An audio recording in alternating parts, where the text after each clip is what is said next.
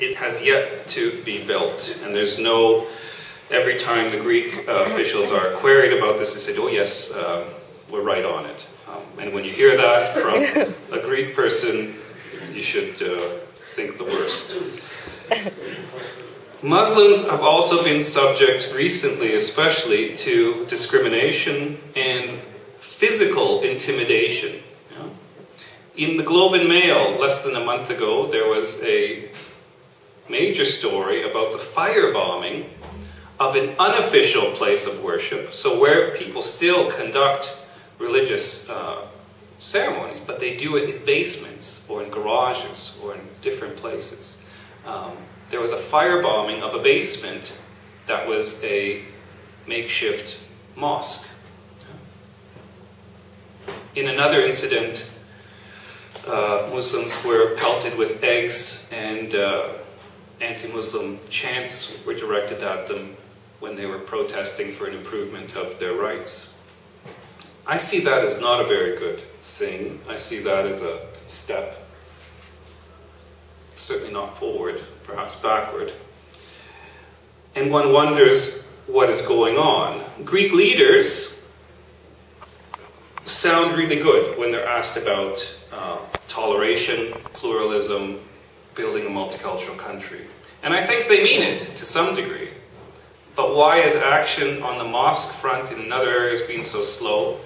It's partly because public opinion is not very positive on these issues. And it's gotten worse since the economic downturn of late, which is not surprising. In most countries, when economic conditions deteriorate, some of the first people who are blamed and scapegoated are immigrants. My thesis supervisor, who was a Holocaust survivor, who escaped via Belgium to New York under an assumed name, which I only found out about 2 weeks ago. Alexander Vandenberg I had no idea. His name was Aristide Zolberg, Aristides. He has a label for this. So immigrants are typically wanted but not welcome. So why are all those immigrants there? Because they were doing things. They were picking olives. They were taking care of children and old people. They were doing the low-paying, dirty, and unpleasant jobs that most Greeks were unwilling to do. But they're not necessarily welcome. How are things going to go moving forward? It depends on which part of the glass we look at. If we look at the citizenship reform, this bodes well. This is a gutsy move, I think. Not to take a partisan position. I don't vote in Greek elections. I think most Greek governments have been, as a political scientist, by any measure, quite poor over my lifetime. But in this area, this was a good move. It came against the opposition of the opposition parties and against the strong opposition of an extreme right-wing party, Laos, which is now gaining momentum. If they show that kind of courage in other areas, perhaps we'll see action.